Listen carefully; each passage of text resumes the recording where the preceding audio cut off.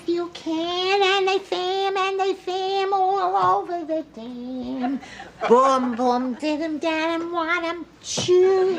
Boom, boom, did 'em down and want 'em chew.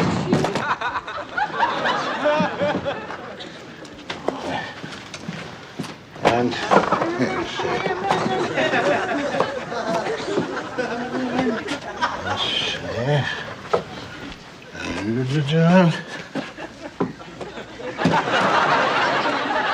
wait a minute, Edith, what are you doing? I just packed this. Can't pack 'em like that. They'll be wrinkled by the time we get there. We're going fishing, Edith. The fish don't give a damn how I look as long as my worms smell good. Barney and Blanche, you'll think I don't take good care of you. Barney and Blanche, they shouldn't even be going with us. Why can't we go up to that little weekend cabin alone? Well, I guess 'cause it's Barney's cabin and he invited us. And it's Barney's car and they're gonna All right, Edith. All right, you made a small prank. Don't build it up. The point I'm trying to make is I can't warm up to Blanche. I can't forgive her for what she done to my poor pal Barney, running off with another guy to Atlantic City. Archie, Blanche came back to him. That's what I can't forget. She should have stood there in Atlantic City. Everybody'd be better off. State of New Jersey would have had one more fallen woman, but over in Jersey, they'd never noticed that. God forgives everybody that falls. I know that, Edith. But God expects more out of women. That's why he coined the phrase, fallen woman. Why do you think you never hear nothing about fallen men? Answer me that. That's right. And answer that. Maybe it's because so many men are falling all the time, nobody pays no attention. Edith, if you can't give me the right answers to my questions, then let's bring the discussion to a merciful end.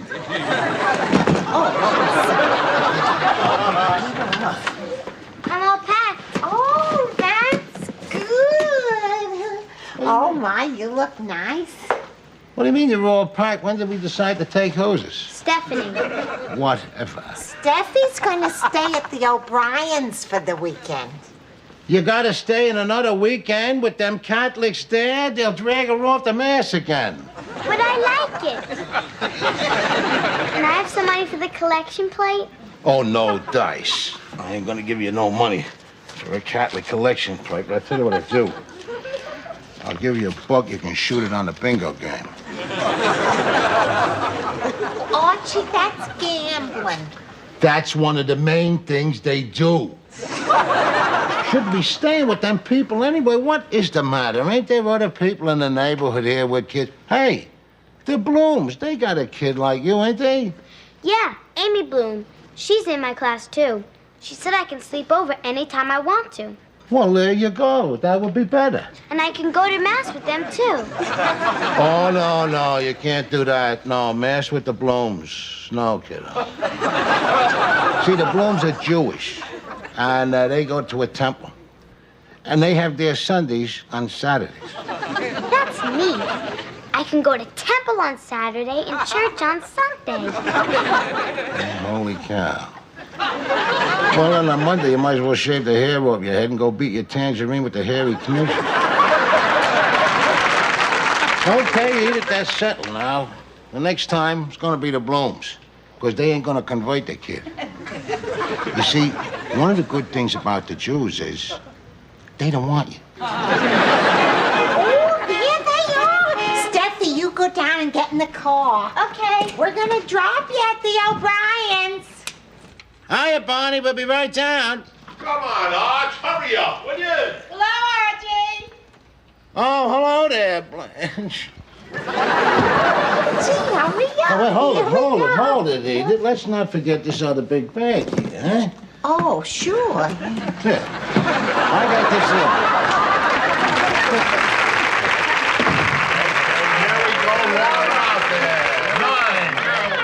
1, 2, 3, 4, 5, 6, 7, 8, 9. I own that Connecticut Avenue. All right, now. Here we go. What did that? 6 there. Hold it. 1, 2, 3, 4, 5, 6. I can count by myself. That is Virginia Avenue, which I own. Yeah, okay. Now it's Next. my Yeah, go ahead, Edith. Go ahead. Oh, come on, Daddy. Mommy needs a new pair of shoes. Don't spit on the dice. 7. 1, 2, 3, 4, 5, 6, 7. Short line railroad, $200. Can I buy it? No, you can't buy it. Why not? Because you already own it. Oh, good. Then I don't have to pay. Six. All right. Okay. 1, 2, 3, 4, 5, 6. Hey, you took a walk on my boardwalk. Happens to have a hotel, and the rent for that is 2,000 simoleons. 16.50. Okay, I owe you $350. No Owens. No Owens, Blanche. Strictly cash. Take the cash. Then lend it to me. No lendings. Oh, Barney, you're as cheap with this as you are with real money. Oh, and you're as loose with it as you are with my money.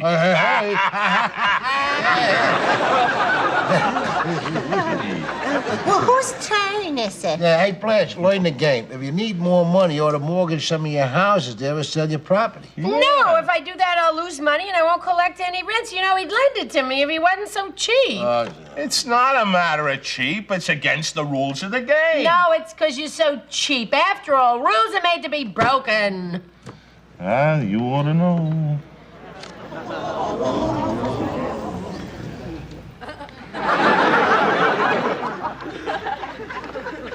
Whose turn is it? I ought to know what? Nothing. Come on, let's play the game. Yeah, play the Huh? game. Come on. Yeah. Okay, Barney, if you're so cheap, you can have all my property!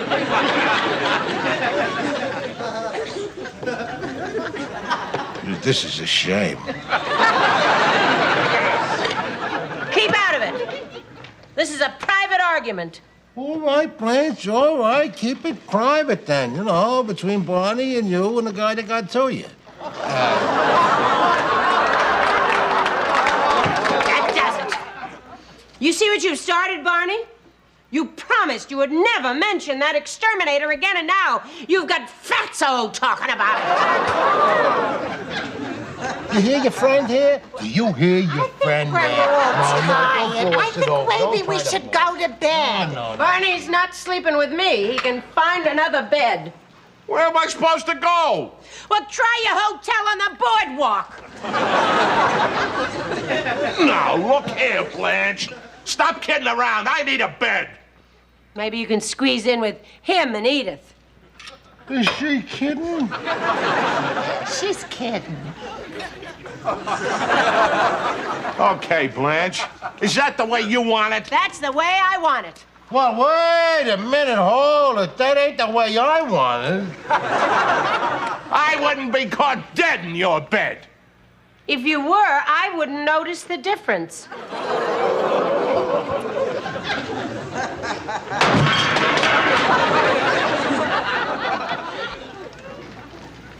She wouldn't notice the difference. Oh, Barney, that was a piece of surgery.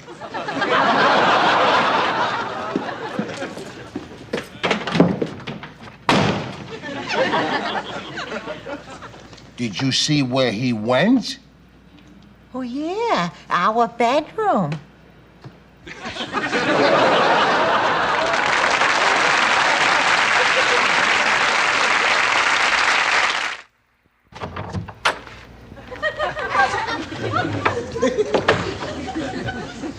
What's with the hat? It's raining over the Taylor. That happens. You'd think you'd fix that hole in the roof. Keeps it nice and fresh in there. Let me tell you something, Barney. This here is very unnatural. Huh? I mean, me. This is the kind of thing that sent Anita O'Brien around a bend. That's a very good-looking woman. Who cares? And you're on my side of the bed. It also happens to be my side of the bed. I suppose you ain't moving, huh? You got it. I got no use for you. If you had any guts at all, you'd go in there and you'd force yourself on your wife. All this trouble tonight. It's all Blanche's fault. I don't want to hear that name again. Yeah, Blanche. Blanche! What do you want? Who's talking to you? It sounded like you, fatso!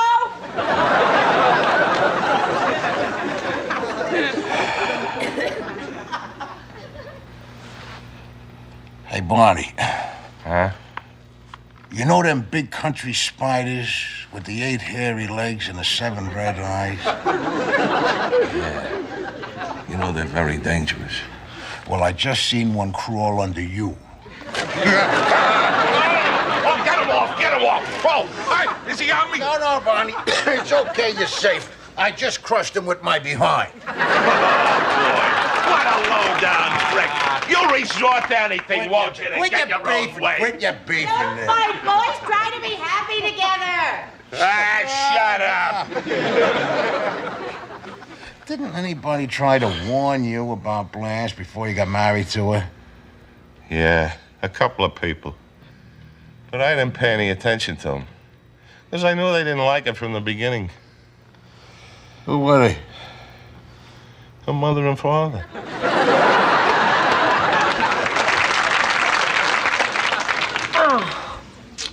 Oh, Blanche, don't worry. Everything's gonna be all right in the morning. All right, for who? For you and Barney and Archie, if he can ever forget that he spent the night with a man. Edith. Oh, look at your face. Didn't you ever think of leaving Archie? Oh, Blanche. Well, didn't you? Come on, you can tell me. Well, once. I thought he was having an affair with another woman. Was he? Oh, Archie could never do that. I didn't think he could. But you, Edith, didn't you ever have an affair with another man? Oh, Blanche, tell me, come on, tell me. Well, why would I want another man when I got Archie? That's why. Archie's the only man for me. He can't be much of a lover. Blanche, I'd rather not talk about it. Oh, that bad, huh? No, I didn't say that. Just between us, you know? Two old friends. Girl talk, let's be honest. Now, on a scale of 1 to 10, as a lover, I would put Barney at about 1.5. Oh.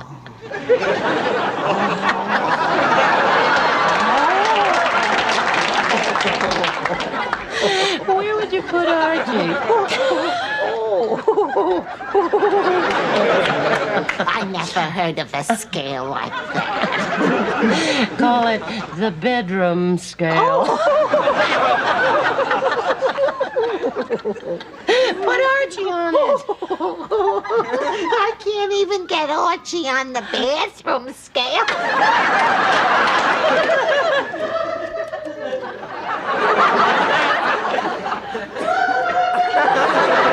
You hear that, Barney? They're laughing at you. Oh, yeah? How do you know they ain't laughing at you?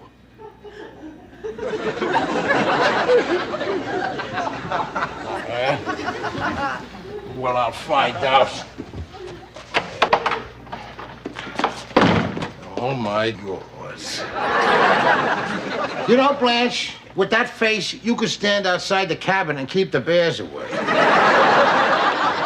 Archie, if you was the last man on Earth and I was the last woman, I'd start looking at bears. Wait a minute, you can't escape me in the toilet. Hey, don't do nothing yet. If I was the last man on earth and you was the last woman, I would go to bed with a bush. Is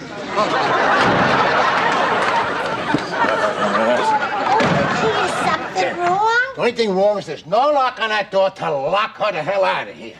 Look out, Edith. Oh, what are you doing? I'm getting in bed with my wife the same as I've done for the last 28 years. 29. Yeah, whatever. Of course, it's not only my habit, but it happens to be a husband's conjugal right. And a wife's convivial obligations. Blanche is coming right back. Let her go and get into bed with her husband there, which is a habit that she ought to get back into. And I hope the two of them punch each other out. Don't be looking at me with the two eyes. Close them eyes. And you go to sleep. The two of us, we make out if she comes back like we're dead to the world. Now, come on, Edith. Lights out. There. My cold.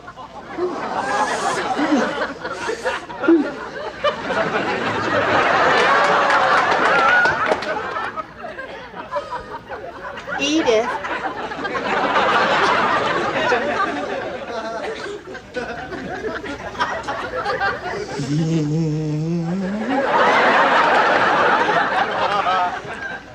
Give me a little room, will you? Blanche, I think you better turn on the light. Edith, this doesn't feel like you. That's because you're feeling me.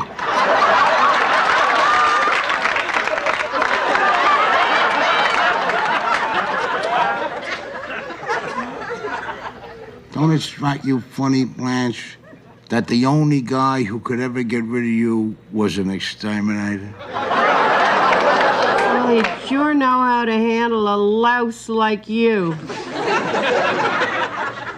Archie, I think you better go back to bed with Barney. No! Let her go back to bed with Barney! You go back to bed with Barney. This is my bed. Well, let me tell you something. Whilst my wife is in this bed, this is my bed. And I will not get out of this bed until my wife gets out of it. Then I'll get out of it. And leave me in it with Archie? Oh. Oh, no. Ah, Blanche, maybe Barney took you back and forgive you, but not the world and not me. Archie Bunker speaks for the world, I suppose. When the world is doing right, I speak for it. When it's doing wrong, I speak to it. What a dummy. I'll tell you something else, Blanche. At this point in time, the world and me is very disappointed in you. We are very sorry that you have turned into a pyronymphiac. Archie, be nice. Edith, this is as nice as I get. What the hell is going?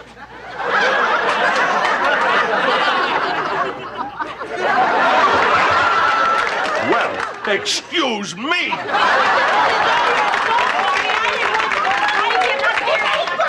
Looks like it was an accident.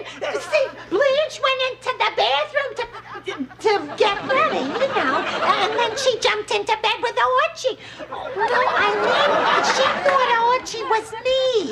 Get out of here. If you was a gentleman, you wouldn't be in bed with me. You get out of here. If you was a lady, you certainly wouldn't be in bed with me. This is my bed, and I am going to stay in it. Okay, Blanche. Any woman that insists on remaining in bed with Archie Bunker has got to face the consequences. Oh!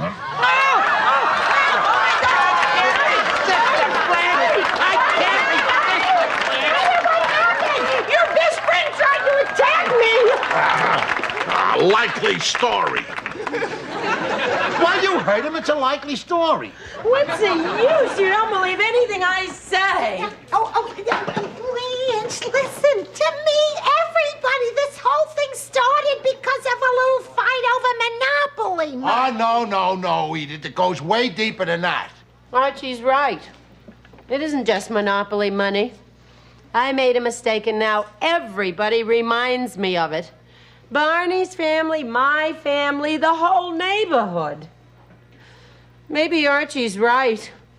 Maybe he is speaking for the whole world. Oh, well, there's no maybes about that, Blanche. Well, what does everybody want me to do? Disappear? Put my head in the oven? Oh, no, don't do that. No, that would be a sin, but you could disappear. Knock it off, will you, Arch? I'm trying to be your pal. I'm on your side.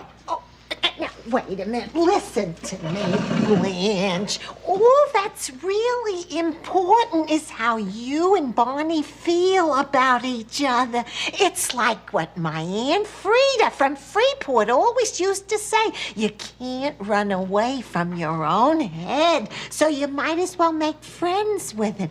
So let's everybody make friends with their own heads and shake hands. Come on, Archie. All right, Edith. No, shake hands with Blanche. But why should I shake hands with her? She should be shaking hands with him and him with her. I mean, after all, this is the guy that she done wrong. Archie Bunker. Will you stay out of this? Talking the truth. Blanche, honey, listen to me. Edith is right. The only thing that's really important is how we feel about each other. And I think you're beautiful. I think you're beautiful too, Barney. Archie, ain't that nice? I think it's stupid. We'll grab a few Z's, huh? Well, wait a minute. Hold it, Barney. Where the hell do you think you're going? To bed. To bed, yeah? What I mean, but daybreak is breaking over here, at least out there. Well, that's why it's time to go to bed. No, it's time to get into the boat and get out on the lake there. The fish, we come up here, the fish are jumping there. Why are you looking at me as if I was a nuts? Because that's the way you look. Don't look at me no more, huh? Just go into the kitchen there, will you please, and make coffee and make toast. And Blanche, will you go into the kitchen there and make the eggs and make bacon, huh? Barney, don't stand there. Make the beds. And what are you gonna make? Why? I'm gonna make believe that none of this ever happened.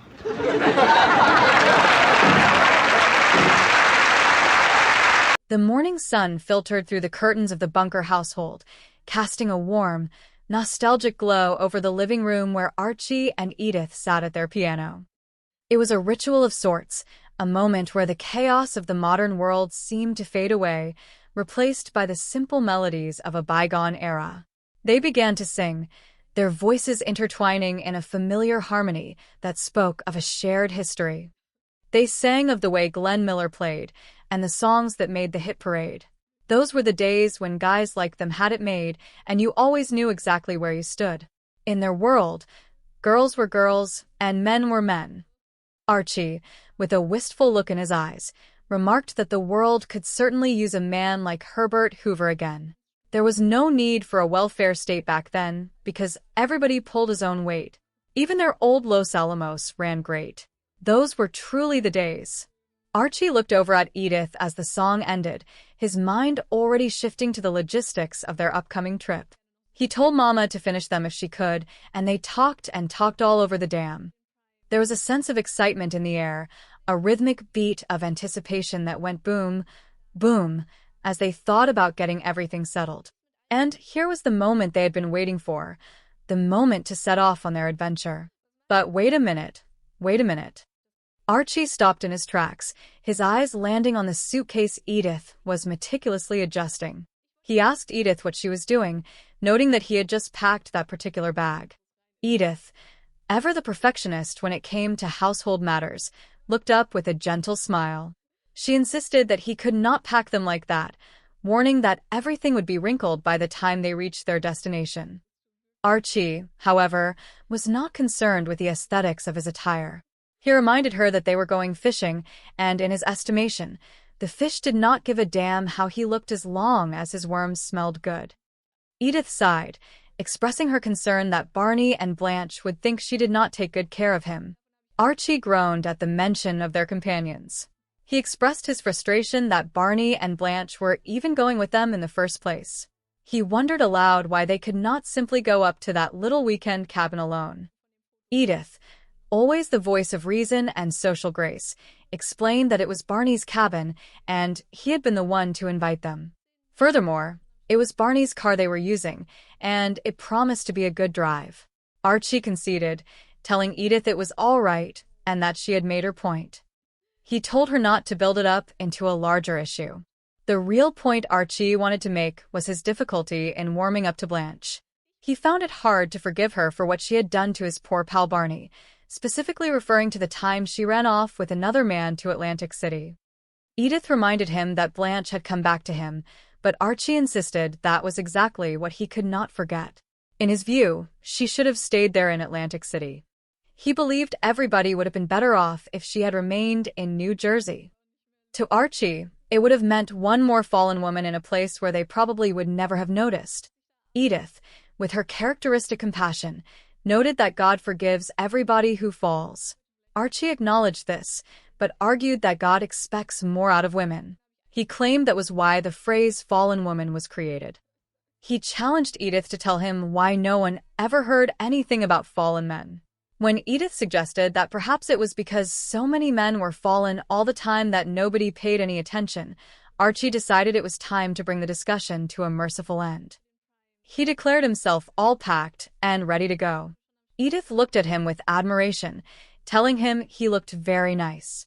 However, a new point of contention arose when Archie realized Stephanie was not coming with them. He asked when they had decided to take hoses, a typical Archie malapropism, but Edith clarified that Stephanie was going to stay at the O'Briens for the weekend. Archie was immediately skeptical, questioning why she had to spend another weekend with those Catholics. He feared they would drag her off to Mass again. Stephanie, however, spoke up and said she liked it, even asking for some money for the collection plate. Archie was firm in his refusal. He told her there was no dice, and he would not give her money for a Catholic collection plate. Instead, he offered her $1 that she could use for the bingo game, which he considered a more appropriate use of his funds. Edith pointed out that bingo was gambling, but Archie shrugged it off as one of the main things they did there. He then wondered if there were other people in the neighborhood with kids. Stephanie mentioned Amy Bloom, who was in her class and had invited her to sleep over any time. Archie thought this was a much better idea until he realized that going to the Blooms would also involve religious activities. Stephanie mentioned she could go to temple with them, which Archie quickly vetoed.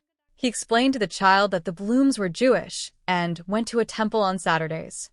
Stephanie thought it was neat that she could go to temple on Saturday and church on Sunday, but Archie was horrified by the prospect of such religious blending. He jokingly suggested she might as well shave her head and join a different sect altogether. Ultimately, they settled on the Blooms for the next time, with Archie reasoning that the Jews would not try to convert her. Just then, Barney and Blanche arrived. Archie told Stephanie to go down and get in the car, explaining that they would drop her at the O'Briens on the way. Barney called out for them to hurry up, and Archie greeted Blanche with his usual forced politeness. As they gathered their things, Archie made sure not to forget the big bag, counting out the items one by one. 1, 2, 3, 4, 5, 6, 7, 8, 9. Once they arrived at the cabin and settled in, the group decided to pass the time with a game of Monopoly. The atmosphere was thick with a mix of competitive spirit and underlying tensions. Barney rolled the dice, counting out the spaces. 1, 2, 3, 4, 5, 6. He realized he landed on Virginia, which he already owned. The game continued with Stephanie acting as the banker's assistant, encouraging her father to roll. She told him that Mommy needed a new pair of shoes and asked him not to spit on the dice. Archie rolled a 7. 1, 2, 3, 4, 5, 6, 7. He landed on the Short Line Railroad, which cost $200. When he asked if he could buy it, Barney informed him he already owned it, much to Archie's relief as it meant he did not have to pay. The game took a turn when Blanche rolled a 6. 1, 2, 3, 4, 5, 6. She landed on Archie's boardwalk, which happened to have a hotel. Archie gleefully announced that the rent was $2,000. Blanche checked her cash and realized she was short, owing Archie $350.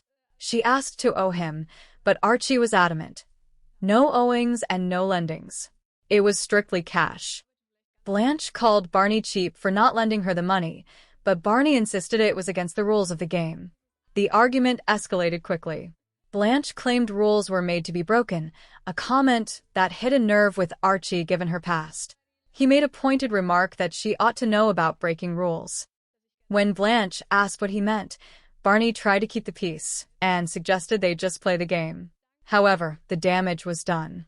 Blanche, frustrated, told Barney he could have all her property.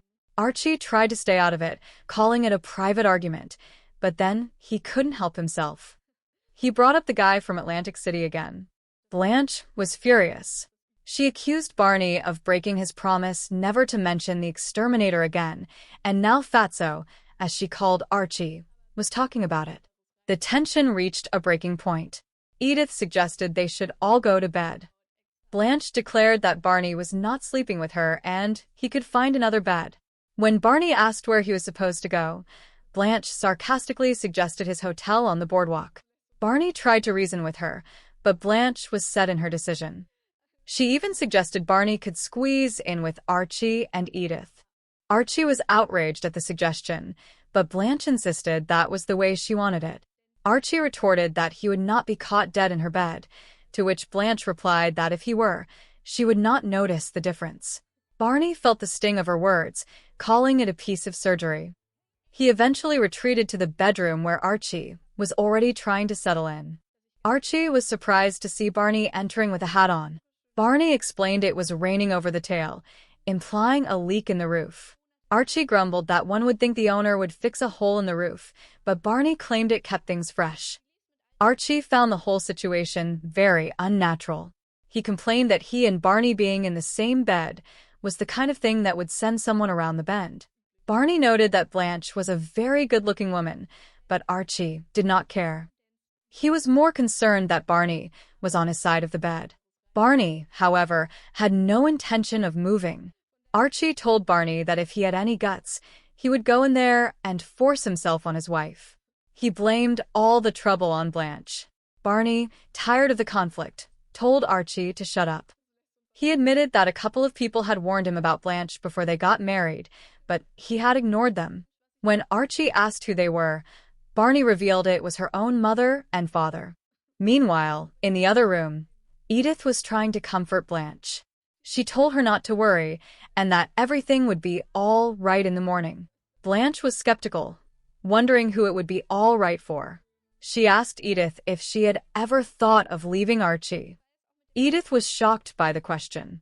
She admitted that once she thought he was having an affair, but she knew Archie could never actually do that. Blanche then asked if Edith had ever had an affair herself. Edith laughed off the idea, asking why she would want another man when she had Archie. Blanche couldn't help but probe further, suggesting Archie could not be much of a lover. Edith, uncomfortable, said she would rather not talk about it. Blanche took this as a sign that it was bad. She proposed a bedroom scale from 1 to 10, placing Barney at about 1.5. She asked where Edith would put Archie. Edith, confused by the concept, said she could not even get Archie on the bathroom scale.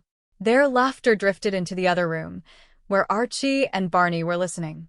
Archie was convinced they were laughing at Barney, but Barney suggested they might be laughing at Archie. Archie decided to find out. He confronted Blanche, telling her that with her face, she could stand outside and keep the bears away. Blanche shot back that if Archie were the last man on earth and she were the last woman, she would start looking at the bears. Archie countered that he would go to bed with a bush. The chaos continued as they tried to figure out the sleeping arrangements. Archie insisted on staying in his bed with his wife, claiming it was his conjugal right and Edith's convivial obligation. He hoped Barney and Blanche would eventually work things out. He told Edith to close her eyes and go to sleep, suggesting they pretend to be dead to the world if Blanche came back. In the dark, Archie felt someone get into the bed. He whispered for Edith to give him some room, but soon realized the person next to him did not feel like Edith. It was Blanche. She had come back into the room in the dark and, mistakenly, climbed into bed with Archie. When the light was turned on, the confusion was total. Archie made a snide remark about how the only guy who could get rid of Blanche was an exterminator. Blanche retorted that he would certainly know how to handle a louse like Archie. Edith suggested Archie should go back to bed with Barney, but Archie refused to leave his own bed while his wife was in it. Blanche eventually got out, feeling judged by everyone.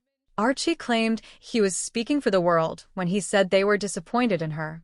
He even called her a Paralympiac, another one of his famous linguistic blunders. Edith tried to get everyone to be nice, but Archie was set in his ways.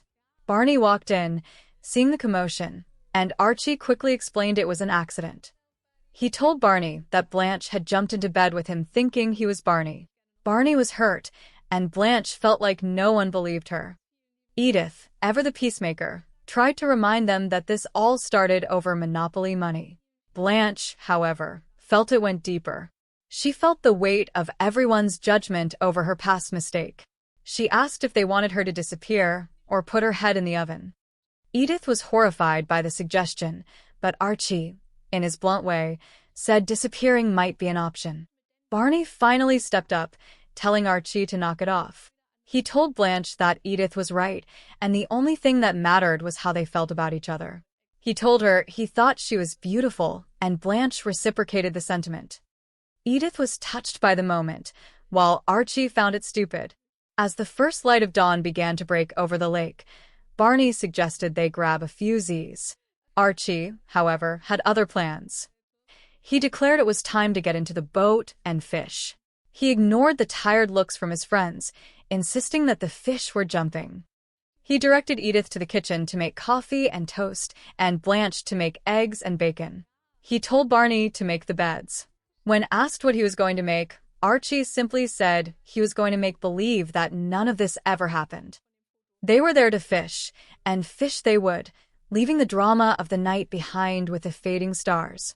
The golden sun of a late afternoon filtered through the lace curtains of the house in Queens, casting long shadows across the worn carpet. Archie Bunker sat in his favorite armchair, a throne of faded fabric that had witnessed 1,000 arguments and just as many moments of quiet reflection. Beside him, at the piano, Edith was lost in a melody of the past. They sang together, their voices blending in a way that only decades of marriage could produce. They sang of the way Glenn Miller played, and the songs that made the hit parade. Those were the days, Archie thought, when guys like them had it made, and you knew exactly where you stood. It was a time when girls were girls and men were men, and Archie could not help but feel that the world could use a man like Herbert Hoover again. In his mind, those were simpler times when nobody needed a welfare state because everybody pulled his own weight. Even the old Los Alamos ran great back then. Archie watched as Edith moved toward the luggage, her hands fluttering like nervous birds. He barked out a question, asking what she was doing.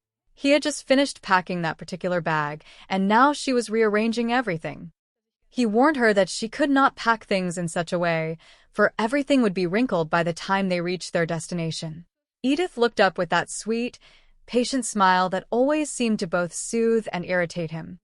She reminded him that they were going fishing, and Archie countered that the fish did not give a damn how he looked as long as his worms smelled good. But Edith was persistent. She worried that Barney and Blanche would think she did not take good care of him. Archie groaned at the mention of their traveling companions. He did not understand why Barney and Blanche had to go with them at all. He had envisioned a quiet weekend at a cabin, just the two of them. Edith, ever the voice of practical reason, reminded him that it was Barney's cabin and Barney's car, and Barney had been the one to invite them. Archie surrendered to the logic, but he could not suppress his resentment toward Blanche. He found it hard to warm up to her after what she had done to his poor pal Barney. The memory of her running off to Atlantic City with another man was a stain Archie could not wash away. Even though she had come back, Archie felt she should have stayed in New Jersey. In his view, She would have just been one more fallen woman in a place where nobody would even notice. Edith tried to bring up the concept of divine forgiveness, noting that God forgives everyone who falls. Archie acknowledged this, but argued that God expected more out of women. He pointed out that the phrase was always fallen woman and never fallen man. When Edith suggested that perhaps men fell so often that nobody paid it any attention, Archie decided it was time to bring the discussion to a merciful end. He declared himself fully packed and ready to go. However, a new complication arose in the form of young Stephanie. Archie was surprised to learn that she would be staying with the O'Briens for the weekend. He grumbled about her staying with Catholics again, fearing they would drag her off to Mass. When Stephanie asked for money for the collection plate, Archie refused, though he offered her $1 to use for the bingo game instead. Edith corrected him, calling it gambling, but Archie insisted it was just what they did. He wondered why Stephanie could not stay with other neighbors, like the Blooms. Stephanie mentioned that Amy Bloom was in her class and had invited her over. Archie thought this was a much better idea until he realized that the Blooms were Jewish and went to a temple on Saturdays. The idea of Stephanie attending temple on Saturday and church on Sunday was too much for Archie to process. He concluded that the Blooms would be fine because, as he put it, they did not want to convert anyone. The sound of a car horn signaled the arrival of Barney and Blanche. Stephanie headed down to the car while Archie and Edith gathered the last of their bags. The journey to the cabin was filled with the kind of tension that only long friendships can survive. Once they arrived at the rustic retreat, the four of them settled in for a game of Monopoly. The wooden table was covered with colorful paper money and plastic houses. Barney was in a competitive mood. He rolled the dice and moved his piece across the board. Archie watched him like a hawk, counting every space. Archie owned Virginia, and he made sure everyone knew it. Blanche, on the other hand, was struggling with the rules. She wanted to buy the Short Line Railroad, but she already owned it. The room was filled with the clatter of dice and the rustle of play money. When Archie landed on Barney's hotel on Boardwalk, the atmosphere turned sour. Barney demanded 2,000 simoleons in strictly cash. Archie tried to negotiate, but Barney was unyielding. Blanche called Barney cheap, and Barney retorted that she was loose with his money. The argument over the game soon shifted into something much more personal. The ghost of the exterminator from Atlantic City was summoned once again. Blanche was furious that Archie had brought it up, especially after Barney had promised never to mention it. The game was abandoned as tempers flared. Blanche declared that she would not be sleeping with Barney that night. She told him to find another bed or perhaps squeeze in with Archie and Edith. Archie was horrified at the suggestion. In the heat of the moment, the sleeping arrangements were thrown into chaos.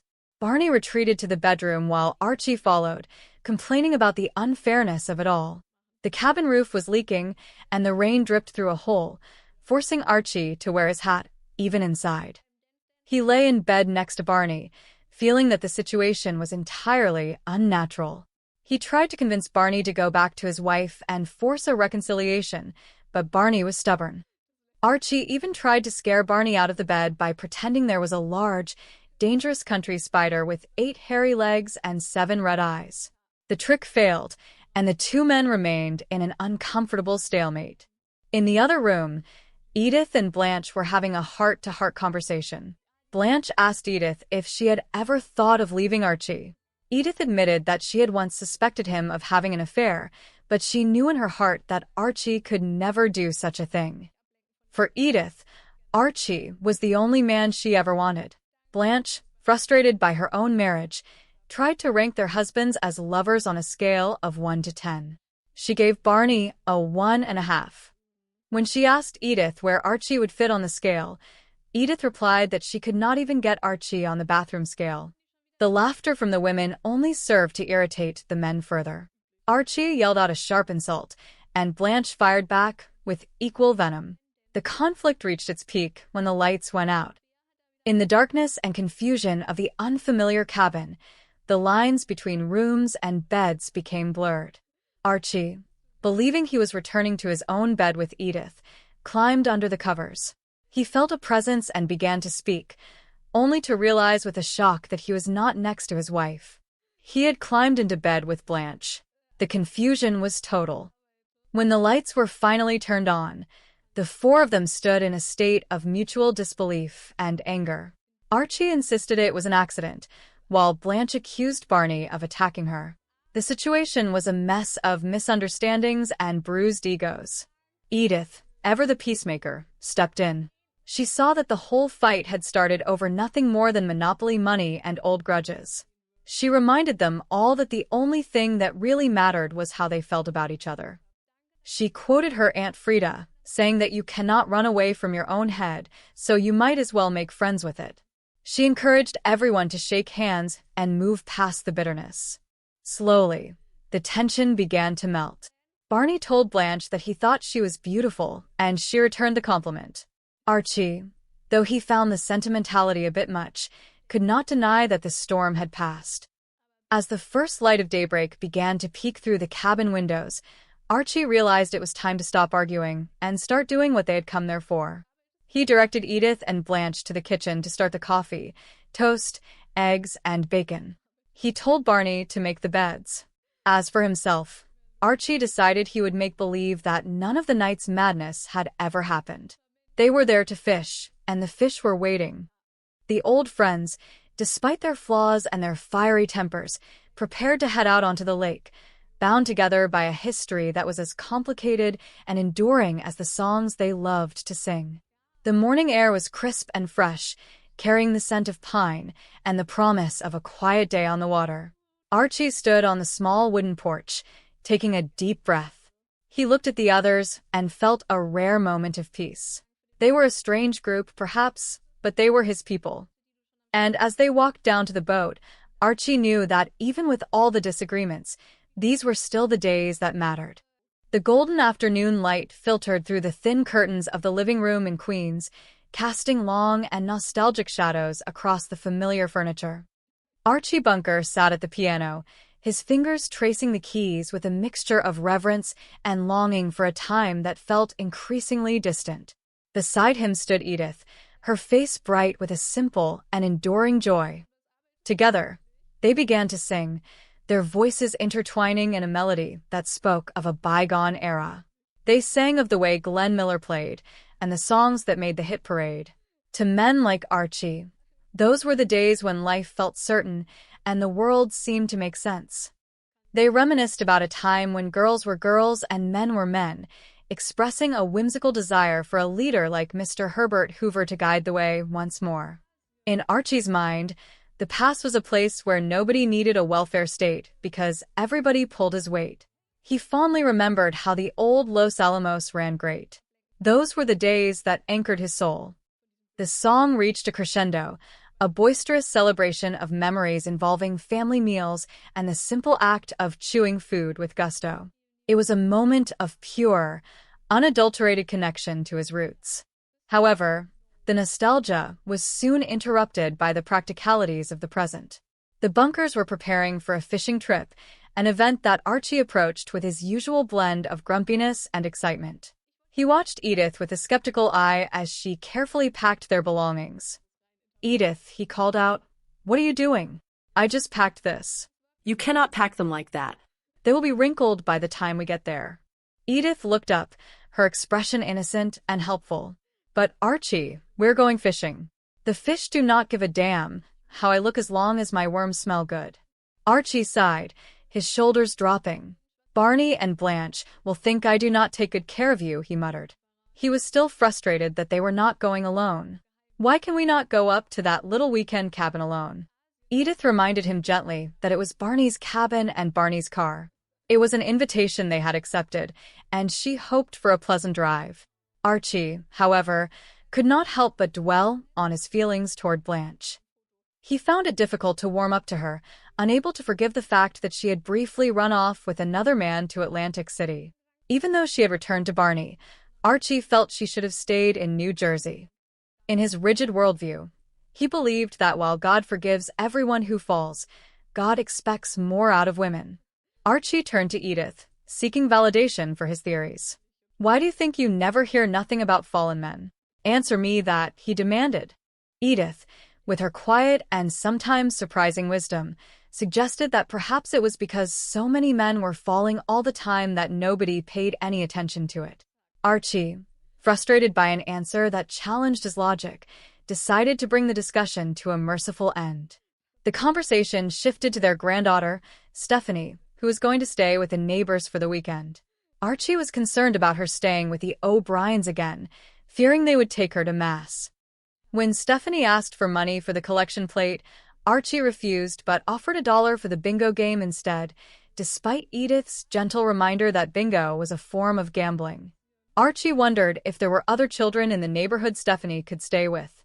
Stephanie mentioned her friend Amy Bloom, but Archie quickly realized that staying with the Blooms meant going to a Jewish temple. He marveled at the idea of the Blooms having their Sundays on Saturdays. He eventually conceded that the Blooms might be a better choice in the future because, as he put it in his own unique way, they would not try to convert the child. Soon, Barney and Blanche arrived in the car. The atmosphere was a mix of tension and forced politeness as they gathered their many bags and prepared for the journey. The drive led them to the cabin, where the rain began to fall steadily against the roof. Inside, to pass the time, they gathered around a Monopoly board. The game became a microcosm of their relationships. Archie and Barney bickered over every move. When Archie landed on a property, he counted the spaces aloud. 1, 2, 3, 4, 5, 6, 7, 8, 9. He was determined to win. Barney, on the other hand, was being particularly frugal with his play money. Blanche, trying to participate, asked if she could buy the short line railroad for $200. Barney told her she could not because she already owned it. The tension rose when Archie landed on Barney's boardwalk, which was topped with a hotel. The rent was a staggering $2,000. Archie groaned, offering $16.50 and promising to owe the rest. Barney insisted on strictly cash, refusing to lend any money. Blanche accused Barney of being cheap, a sentiment Archie echoed. The argument escalated from the rules of the game to personal grievances. Blanche suggested that rules were made to be broken, a comment that Archie immediately tied to her past mistake. The room went cold. Blanche, hurt and angry, declared that she would not sleep with Barney that night. She told him he could find another bed, perhaps even his hotel on Boardwalk. When Barney tried to protest, Blanche suggested he squeeze in with Archie and Edith. The night turned into a series of comedic and uncomfortable encounters. Barney ended up in the bedroom with Archie, much to Archie's chagrin. Archie complained about the hole in the roof and the unnaturalness of two men sharing a bed. He tried to trick Barney into leaving by claiming a large country spider with 8 hairy legs and 7 red eyes was crawling under him. Barney panicked, but Archie simply laughed, saying he had crushed it with his behind. In the other room, Edith and Blanche shared a quiet moment. Blanche asked Edith if she had ever thought of leaving Archie or having an affair. Edith responded with her characteristic loyalty, stating that Archie was the only man for her. She could not imagine wanting anyone else. Blanche, feeling cynical, tried to rank their husbands as lovers on a scale of 1 to 10. She placed Barney at a mere 1.5. When she asked where Archie stood, Edith admitted she could not even get Archie on a bathroom scale. The bickering continued through the thin walls. Archie insulted Blanche, and Blanche fired back with equal venom. At one point, in the darkness and confusion of the cabin, Blanche accidentally ended up in the bed with Archie, thinking he was Barney. The ensuing chaos was a whirlwind of accusations and misunderstandings. Archie, in his typical dramatic fashion, claimed he was speaking for the world when he expressed his disappointment in Blanche. However, amidst the shouting and the hurt feelings, a moment of clarity emerged. Edith, the heart of the group, intervened. She reminded them that all of this had started over Monopoly money and that what truly mattered was how they felt about each other. She shared a piece of advice from her Aunt Frida. You cannot run away from your own head, so you might as well make friends with it. Edith encouraged everyone to make friends with their own heads and shake hands. She nudged Archie to be the bigger man. Barney, moved by the sentiment, looked at Blanche and told her he thought she was beautiful. Blanche softened, returning the compliment. Even Archie, though he found the sentimentality a bit much, realized the storm had passed. As the first light of daybreak began to peek through the trees, he decided it was time to move forward. He did not want to dwell on the long night of arguments. Instead, he wanted to focus on the reason they had come to the woods in the first place. He took charge of the morning, directing everyone toward a productive start. He asked Edith to make coffee and toast, and he asked Blanche to handle the eggs and bacon. He told Barney to make the beds. As for himself, Archie decided he would make believe that none of the fighting had ever happened. The fish were jumping in the lake, and a new day was beginning, filled with the possibility of quiet waters and the simple peace of friendship. The melody of a bygone era drifted through the air of the living room, a nostalgic tune that spoke of a time when the world seemed simpler and the rhythms of life were dictated by the steady beat of a Glenn Miller orchestra. It was a song about the way the music played and the hits that made the parade, a reflection on a generation that felt they had it made. Those were the days, the lyrics whispered, when the boundaries of the world were clear and certain. People knew exactly where they stood. Girls were girls and men were men, and there was a lingering sense that the world could truly use the steady hand of a leader like Herbert Hoover once again. In those days, there was no reliance on a welfare state because every individual pulled his own weight. Even the old memories of Los Alamos seemed to run with a certain greatness. Those were the days that lived in the heart of Archie Bunker as he sat in his usual chair, the echoes of the past providing a comfort that the modern world often denied him. Archie looked over at Edith, who was bustling about with an energy that only she could maintain. She was humming to herself, thinking about the tasks at hand. Archie remembered the stories of Mama, how she would tell them to finish their meals if they could. They would sit there and eat until they were full, the house filled with the sounds of a family gathered together. There was a rhythm to it all, a constant motion like the water over a dam. It was a simple life, focused on the basics of getting things down and keeping the household running. But the present moment quickly interrupted his reverie. "Wait a minute," Archie said, his voice rising in a mix of confusion and irritation. "Wait just 1 minute. Edith, what are you doing?" "I just finished packing the suitcase." You cannot just pack them like that. "They will be wrinkled by the time we arrive at our destination." Edith looked up, her face bright with her characteristic innocence. "We're going fishing, Archie," she replied softly. "The fish do not give a damn how you look as long as your worms smell good. I am just worried that Barney and Blanche will think I do not take good care of you if your clothes are all messy." Archie let out a long, weary sigh. "Barney and Blanche," he muttered, shaking his head. "They should not even be going with us in the first place. Why can we not go up to that little weekend cabin alone? It would be so much quieter without them." "I guess it is because it is Barney's cabin and he was the one who invited us," Edith explained patiently. "And it is Barney's car, too. It is going to be a very good drive, Archie. You will see." All right, Edith," Archie conceded, waving a hand dismissively. "You made a small point. Do not build it up into something bigger than it is. The real point I am trying to make is that I simply cannot warm up to Blanche. I cannot forgive her for what she did to my poor pal Barney. Running off with another man to Atlantic City like that? It was a disgrace." "Archie," Edith said gently. Blanche came back to him. "They are trying to make it work." "That is exactly what I cannot forget," Archie countered. "She should have stayed there in Atlantic City. Everybody would have been better off if she had just stayed in New Jersey. We would have had one more fallen woman, but over in Jersey, they would have never even noticed that. It is a state full of such things." Edith paused, her expression thoughtful. "God forgives everybody that falls, Archie." I know that. "I know that too, Edith," Archie said, his tone becoming instructional. "But God expects more out of women.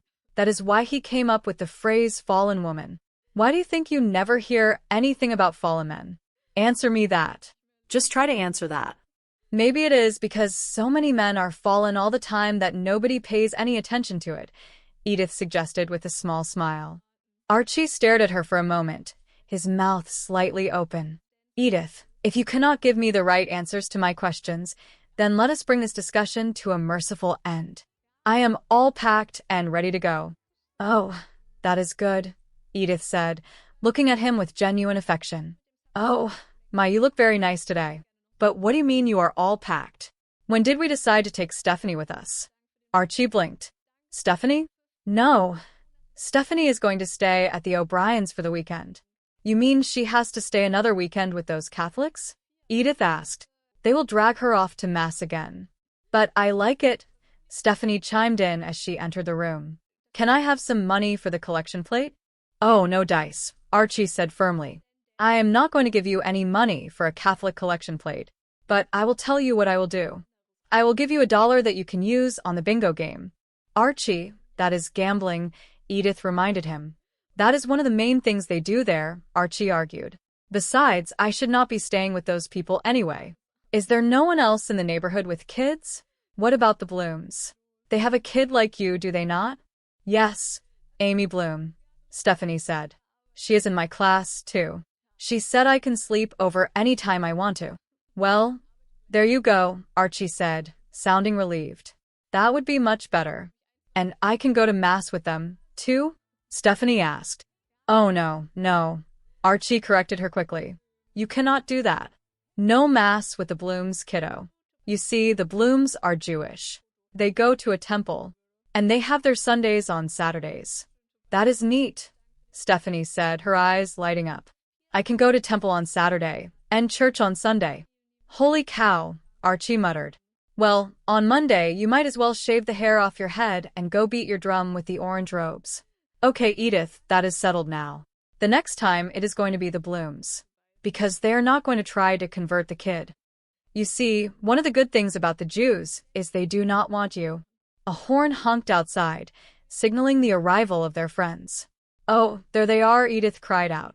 Stephanie, you go down and get in the car, Archie instructed. We are going to drop you at the O'Briens first. Archie leaned out the window and called down. Hiya, Barney. We will be right down. Come on, Edith, hurry up, will you? Hello, Archie. Blanche's voice floated up from the street. Oh, hello there, Blanche, Archie replied with a tight, forced smile. Gee, hurry up, Edith. Hold it, Archie said as they prepared to leave. Let us not forget this other big bag here. Oh, sure, Edith said, grabbing the handle. Here we go. The journey to the cabin was filled with the usual bickering and small talk, but eventually they arrived and settled in for the evening. To pass the time, they decided to play a game of Monopoly. They gathered around the table, the small metal tokens and colorful paper money spread out before them. 1, 2, 3, 4, 5, 6, 7, 8, 9. Barney counted as he moved his piece across the board. I own that property. All right. Here we go. I want to get a 6 there. I will hold it. 1, 2, 3, 4, 5, 6. I can count by myself. That is Virginia Avenue, which I own. Okay, next, Archie said, tapping the table. Next. Oh, come on, Daddy, Stephanie said, watching the game. Mommy needs a new pair of shoes.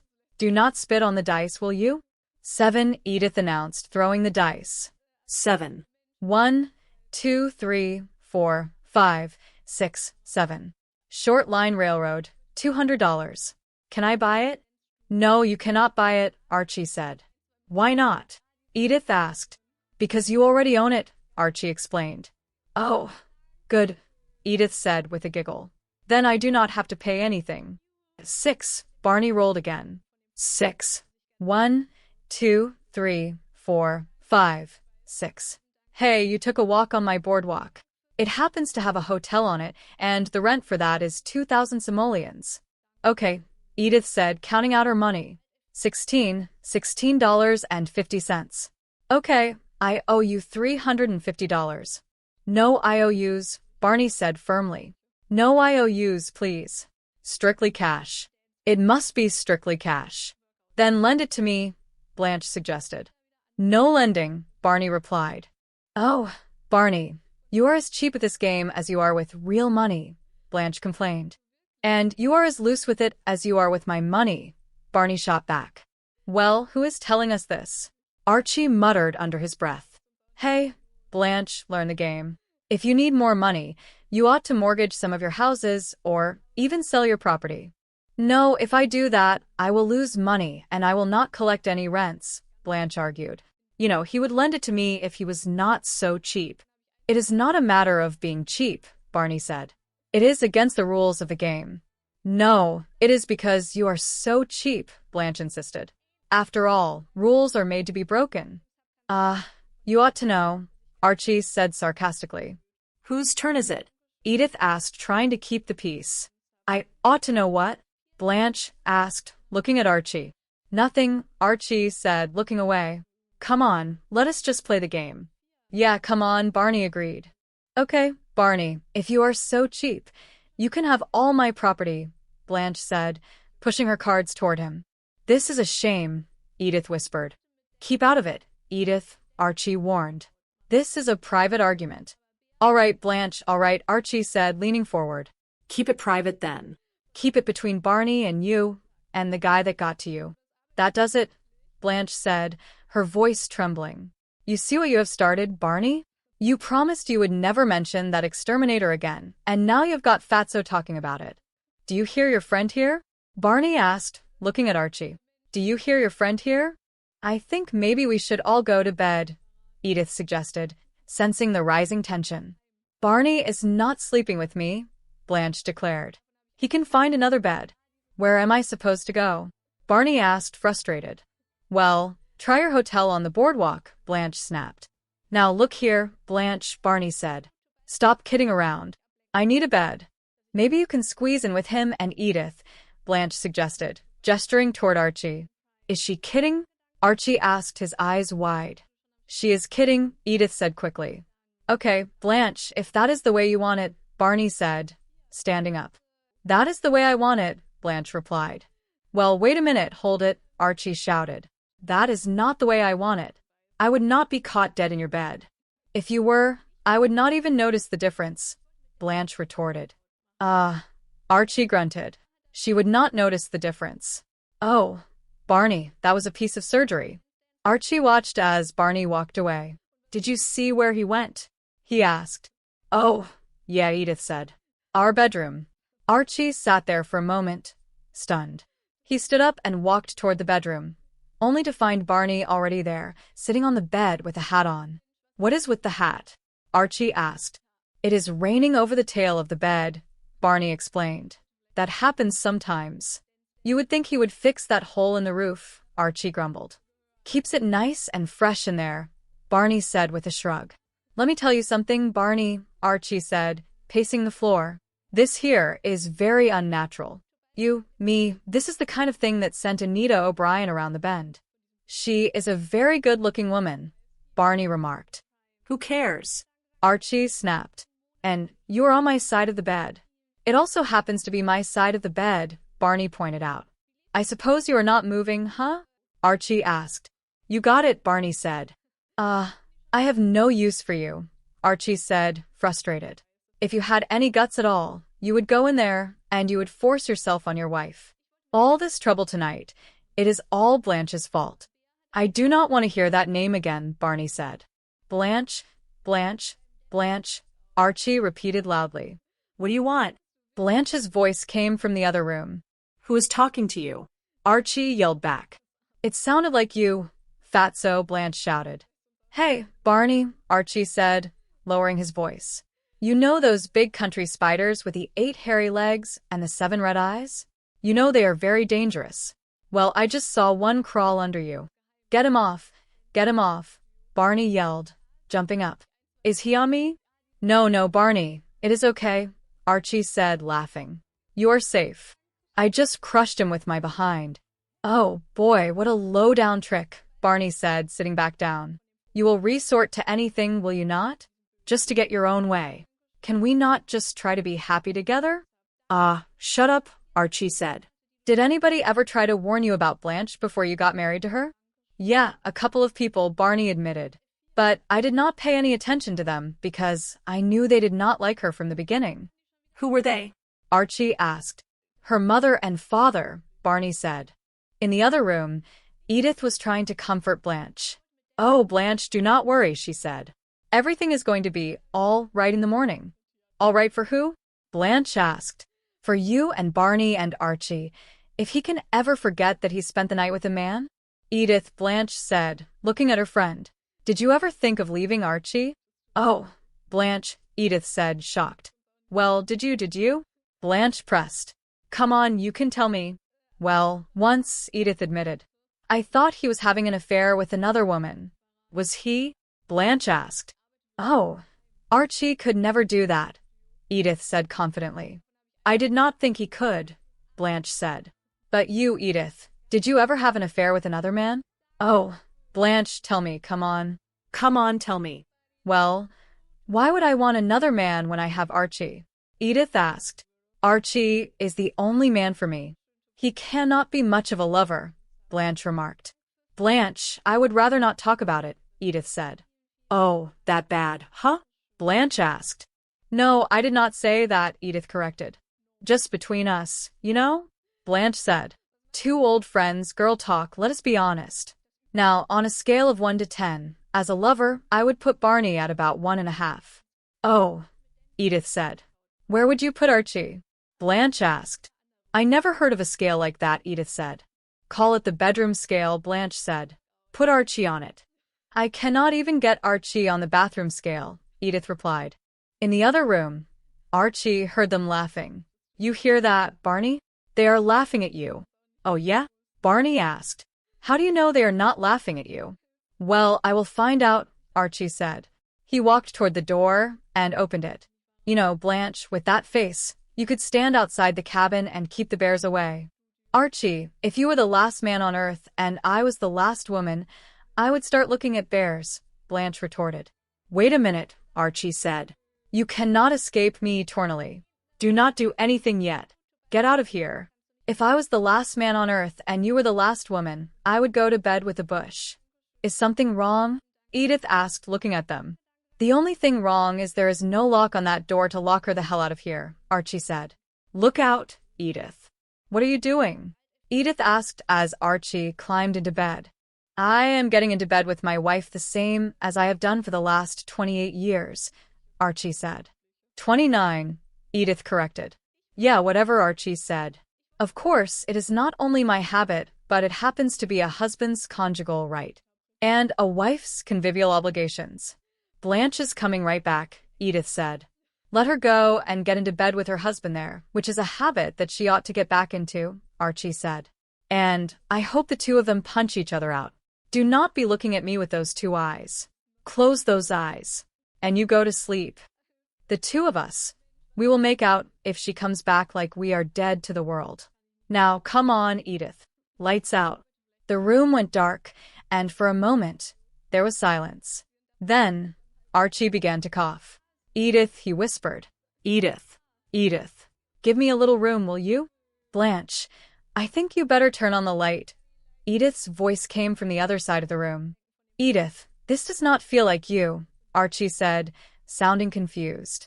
That is because you are feeling me, Blanche's voice said sharply. The light flickered on, revealing Archie in bed with Blanche, while Edith stood by the door. Does it not strike you funny, Blanche, Archie asked, trying to recover his dignity, that the only guy who could ever get rid of you was an exterminator? Well, he would sure know how to handle a louse like you, Blanche snapped. Archie, I think you better go back to bed with Barney, Edith suggested. No, let her go back to bed with Barney, Archie said. You go back to bed with Barney. This is my bed. Well, let me tell you something, Archie continued.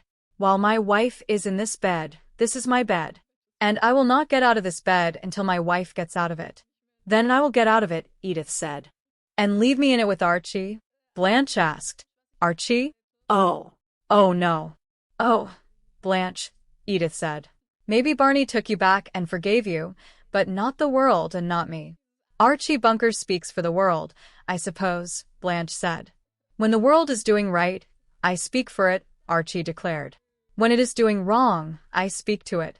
What a dummy, Blanche said. I am going to tell you something else, Blanche, Archie said. At this point in time, the world and me are very disappointed in you. We are very sorry that you have turned into a Paralympiac. Oh, Archie, Be nice, Edith pleaded. Edith, this is as nice as I get, Archie said. The door opened and Barney walked in. The hell is going on? He asked. Well, excuse me, Archie said. It is not what it looks like. It was an accident. See? Blanche went into the bathroom to get ready, and then she jumped into bed with Archie. And then she thought Archie was me. Get out of here, Blanche told Archie. If you were a gentleman, you would not have said that. You would not be in bed with me. You get out of here, Archie countered. If you were a lady, you certainly would not be in bed with me. This is my bed, and I am going to stay in it. Okay, Blanche, Barney said. Any woman who insists on remaining in bed with Archie Bunker has got to face the consequences. Oh, my God, Archie cried out as Barney pulled him out of bed. I cannot accept this, Blanche. I cannot accept this. What happened? Edith asked. Your best friend tried to attack me, Blanche claimed. A likely story, Barney said. Why do you hate him? It is a likely story. What is the use? Blanche sighed. You do not believe anything I say. Oh, Blanche, listen to me, Edith said. Everybody, this whole thing started because of a little fight over Monopoly money. Oh, no, Edith, Archie said. It goes way deeper than that. Archie is right. It is not just Monopoly money. I made a mistake, Blanche said softly, and now everybody reminds me of it. Barney's family, my family, the whole neighborhood. Maybe Archie is right. Maybe he is speaking for the whole world. Oh, well, there are no maybes about that, Blanche, Archie said. Well, what does everybody want me to do? Blanche asked. Disappear? Put my head in the oven? Oh no, do not do that, Edith said. Well, that would be a sin, Archie noted, but you could disappear. Knock it off, will you, Archie? Barney said. I am trying to be your pal. I am on your side. Oh, now wait a minute, Edith said. Listen to me, Blanche. All that is really important is how you and Barney feel about each other. It is like what my Aunt Frida from Freeport always used to say. You cannot run away from your own head, so you might as well make friends with it. So, let us everybody make friends with their own heads and shake hands. Come on, Archie. All right, Edith, Archie said. No, shake hands with Blanche, Edith instructed. But why should I shake hands with her? Archie asked. She should be shaking hands with him and him with her. I mean, after all, this is the guy that she did wrong. Archie Bunker, will you stay out of this? Barney asked. Approved, Archie said. Blanche, honey, listen to me, Barney said, taking her hands. Edith is right. The only thing that is really important is how we feel about each other. And I think you are beautiful. I think you are beautiful too, Barney, Blanche said, smiling. Oh, Archie, is that not nice? Edith asked. I think it is stupid, Archie muttered. We will grab a few hours of sleep, shall we? Wait a minute, hold it, Barney, Archie said. Where the hell do you think you are going? To bed, Barney said. To bed? Yeah, Archie repeated. Well, I mean, but daybreak is breaking over here, at least out there. Well, that is why it is time to go to bed, Barney said. No, it is time to get into the boat and get out on the lake there to fish, Archie insisted. Fish? We came up here to fish. The fish are jumping out there. Why are you looking at me as if I was a nut? Of course, that is the way you look. Do not look at me anymore, okay? Just go into the kitchen there, will you please? And make coffee and make toast. And Blanche, will you go into the kitchen there and make the eggs and make bacon? Barney, go stand there. Make the beds. And what are you going to make? Edith asked. Why, I am going to make, Archie said, pausing for a moment, I am going to make believe that none of this ever happened. The morning sun began to peek over the horizon, casting a warm glow over the cabin as they all moved to their tasks, the disagreements of the night fading into the promise of a new day on the lake. The memory of the past often drifted through the mind of Archie Bunker, like the soft notes of a distant saxophone. He remembered the way Glenn Miller played and the songs that made the hit parade. In his view, guys like them really had it made in those days. You always knew where you stood back then. Girls were girls, and men were men. He often sighed to himself, thinking that the world could truly use a man like Herbert Hoover again. There was no need for a welfare state because everybody pulled his own weight. Even the old Los Alamos ran great. Those were the days that Archie held dear to his heart. Inside the familiar walls of the Bunker household, Archie was busy preparing for a trip. He called out to Edith, telling her to finish what she was doing if she could. They were getting ready for a fishing excursion, but as usual, Archie had his own way of seeing things. He looked at Edith and realized she was repacking a suitcase he had already finished. He asked her what she was doing, noting that he had just packed that bag. He complained that she could not pack things that way because they would be wrinkled by the time they arrived at their destination. Edith, with her characteristic patience and gentle voice, tried to explain her reasoning. However, Archie was quick to remind her that they were going fishing. He told her that the fish did not give a damn how he looked as long as his worms smelled good. Edith worried that their friends, Barney and Blanche, would think she did not take good care of him. This mention of their companions brought a scowl to Archie's face. He muttered that Barney and Blanche should not even be going with them. He wondered why they could not just go up to that little weekend cabin alone. Edith reminded him that it was Barney's cabin and Barney had invited them. Furthermore, it was Barney's car, and it was going to be a long but good drive. Archie told her to stop making a big deal out of it. He admitted that the real point he was trying to make was that he could not warm up to Blanche. He could not forgive her for what she had done to his poor pal Barney, referring to the time she had run off with another man to Atlantic City. Edith, always the one to see the good in people, reminded him that Blanche had come back to him. Archie argued that was exactly what he could not forget. He believed she should have stayed there in Atlantic City, and everyone would have been better off. He suggested that if she had stayed in New Jersey, she would have been just one more fallen woman, and in Jersey, they would never have noticed that. Edith softly mentioned that God forgives everybody who falls. Archie acknowledged this, but added his own twist to the theology. He said he knew that, but he believed God expected more out of women. That was why, in Archie's mind, the phrase fallen woman was created. He asked Edith why she thought nobody ever heard anything about fallen men. When Edith suggested that maybe it was because so many men were fallen all the time that nobody paid any attention, Archie dismissed the thought. He told her that if she could not give him the right answers to his questions, then they should bring the discussion to a merciful end. He announced that he was all packed. Edith looked at him and said he looked nice, but she was confused. She asked what he meant by saying they were all packed. She wondered when they had decided to take hoses. Archie corrected her, saying the name was Stephanie. Stephanie was going to stay at the O'Briens for the weekend. Archie was not entirely happy about this. He asked if she had to stay another weekend with those Catholics who would drag her off to Mass again. Stephanie, however, said she liked it and asked for some money for the collection plate. Archie refused, saying he was not going to give her money for a Catholic collection plate. Instead, he offered her $1 that she could use on the bingo game. Edith pointed out that it was gambling, which Archie joked was one of the main things they did there. He then began to wonder if there were no other people in the neighborhood with kids.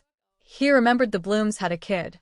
Stephanie confirmed that Amy Bloom was in her class and had said she could sleep over any time. Archie thought that was a better idea.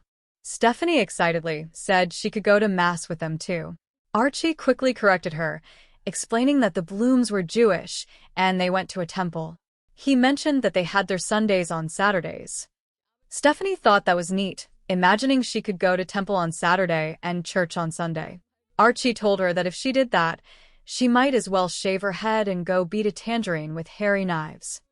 He decided that the next time, she would stay with the Blooms because they would not try to convert the kid. He joked that one of the good things about the Jews was that they did not want you. When Barney arrived, Archie told Stephanie to go down and get in the car. They were going to drop her at the O'Briens first. Barney called up to them to hurry. Blanche was there too, looking ready for the trip. As they gathered their belongings, Archie made sure not to forget the big bag. They counted their items carefully. 1, 2, 3, 4, 5, 6, 7, 8, 9. Later, at the cabin, the atmosphere shifted from packing to playing. They decided to play a game of Monopoly. The dice rolled, and the competition grew. Archie announced he owned Virginia. Blanche urged the dice to give her a new pair of shoes. She rolled a 7 and moved her piece. 1, 2, 3, 4, 5, 6, 7. She landed on the short line railroad, which cost $200. She asked if she could buy it, but Archie told her she already owned it. Blanche was relieved. She did not have to pay. Archie rolled a 6. 1, 2, 3, 4, 5, 6. He realized he had taken a walk on Blanche's boardwalk, which had a hotel. The rent was 2,000 simoleons. Blanche started counting her money, stating she owed him $350. Archie insisted on no IOUs and demanded strictly cash. Barney, ever the pragmatist, refused to lend any money, leading Blanche to call him cheap. Barney countered that she was as loose with his money as he was careful with it. The game turned into a heated argument about rules and generosity. Barney maintained that he was not being cheap, but was simply following the rules of the game. Blanche argued that rules were made to be broken, which prompted Archie to make a snide comment about her past. The tension escalated until Blanche declared that Barney was not sleeping with her that night. She told him he could find another bed, perhaps squeezing in with Archie and Edith. Archie was horrified by the suggestion. He told Barney he would not be caught dead in his bed. The argument ended with Barney retreating to the bedroom Archie was supposed to share with Edith. Archie followed him, complaining about the situation. He noticed Barney was wearing a hat, and Barney explained it was raining over the tail because of a hole in the roof. Archie remarked that it was very unnatural for two men to be sharing a bed this way. He told Barney that if he had any guts, he would go back in there and force himself on his wife, blaming the whole trouble on Blanche. Meanwhile, in the other room, Edith and Blanche were having a heart-to-heart conversation. Blanche asked Edith if she had ever thought of leaving Archie. Edith said she once thought he was having an affair, but she realized Archie could never do that. Blanche then asked if Edith had ever had an affair. Edith replied by asking why she would want another man when she had Archie. She said Archie was the only man for her. Blanche, skeptical of Archie's romantic prowess, asked Edith to rate him on a scale of 1 to 10. She admitted she would put Barney at about 1.5. Edith said she had never heard of a bedroom scale and joked that she could not even get Archie on the bathroom scale. Their laughter drifted into the other room, where Archie felt they were laughing at him. He shouted back at them, leading to a comedic exchange of insults through the walls. In the middle of the night, the confusion peaked. Blanche had gone to the bathroom and, in the dark, ended up in the wrong bed. Archie, thinking it was Edith, realized something was wrong when the person did not feel like his wife. He turned on the light to find Blanche in bed with him. The room erupted in chaos as Barney and Edith joined the fray. Archie proclaimed that he was speaking for the world when he said he was disappointed in Blanche. He mistakenly called her a Paralympiac instead of a nymphomaniac, which Edith gently ignored. As the morning light began to break, the four of them stood in the small cabin, exhausted by the night's dramatics. Blanche expressed her sadness, feeling that everyone, including her family and the neighborhood, kept reminding her of her past mistake. She wondered if she should just disappear. Barney, seeing his wife's distress, softened. He told her she was beautiful and that the only thing that mattered was how they felt about each other. Edith, the peacemaker, encouraged everyone to make friends with their own heads and shake hands. Archie, though still grumbling, finally agreed to move on. He told the women to go into the kitchen to make coffee, toast, eggs, and bacon. He told Barney to make the beds. As for himself, Archie said he was going to make believe that none of this ever happened. He was ready to get into the boat and go fishing, leaving the arguments of the night behind for the peace of the lake.